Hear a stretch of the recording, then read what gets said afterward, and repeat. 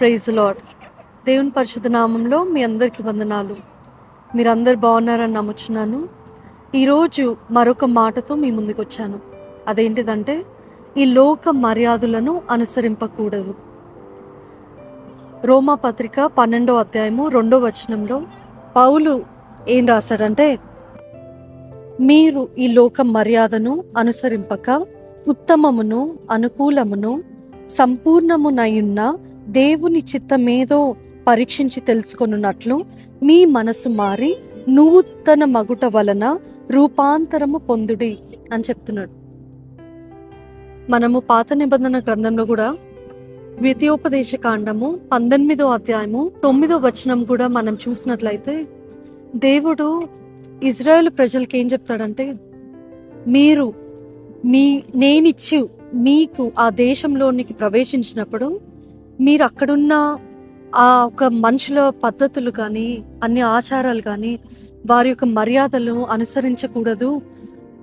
ఎందుకంటే ఆ టైంలో వారు చేసే పనులు ఎటువంటివంటే, ఆ చుట్టుపక్కల ఉన్న దేశాలు, కనాను దేశాలకి ఉన్న చుట్టుపక్కల దేశాలు వాళ్ళు చేసే పనులు ఎటువంటి పనులు అంటే, they used to offer child sacrifices.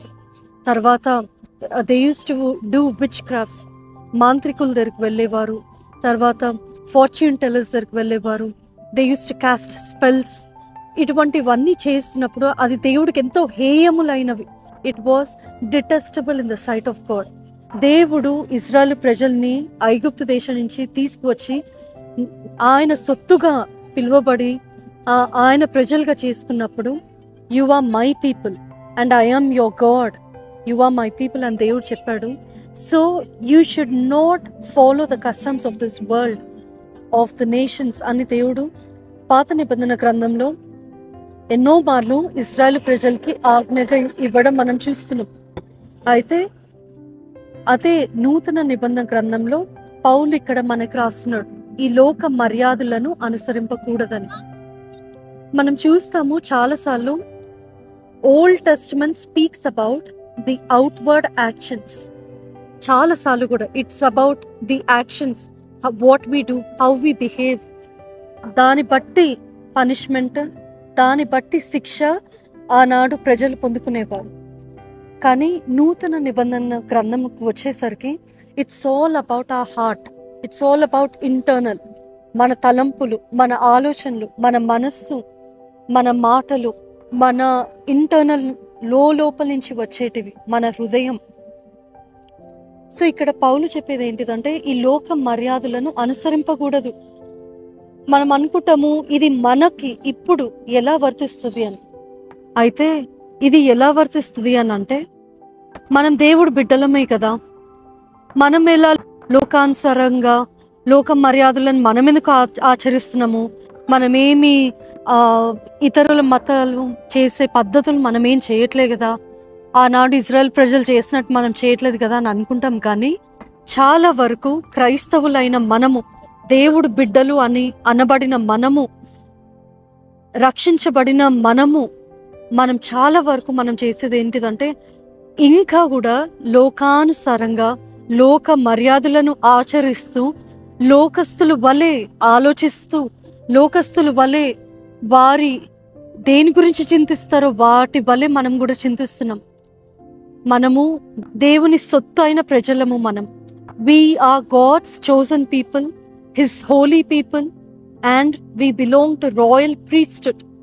మనం చేసేటివి ఏంటిదంటే, చాలా వరకు ఈ లోక మర్యాదలను అనుసరిస్తున్నాం. ఎలా అని అనుకోవచ్చు.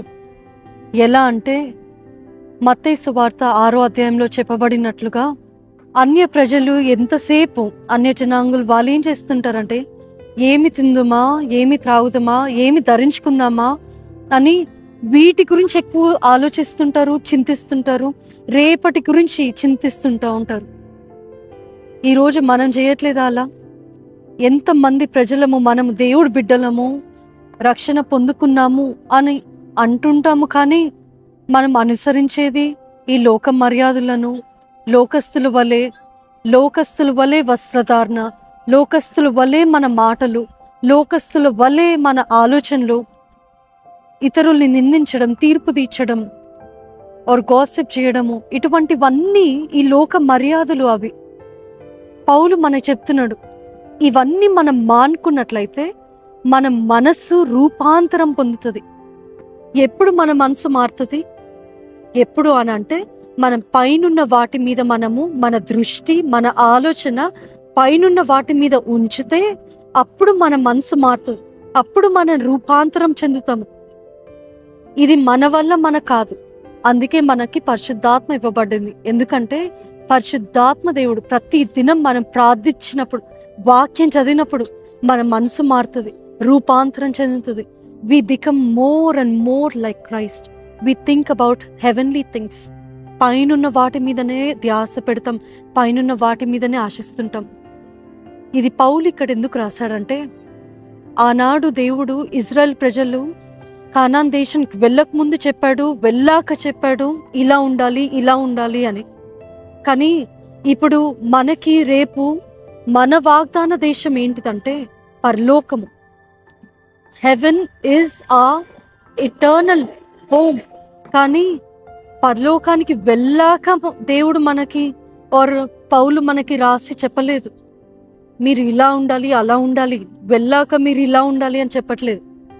మీరు ఇలా ఉంటేనే రేపు మీరు పరలోకానికి వెళ్తారు అని ఇక్కడ ముందుగానే మనం సిద్ధపాటు కలిగి ఉండాలి.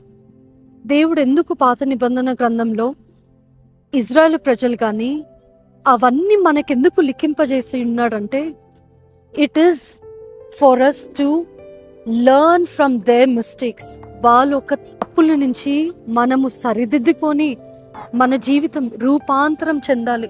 వారు చేసినట్టు మనం చేయకూడదనే దేవుడు అవన్నీ మన కోసం లిఖింపజేశాడు.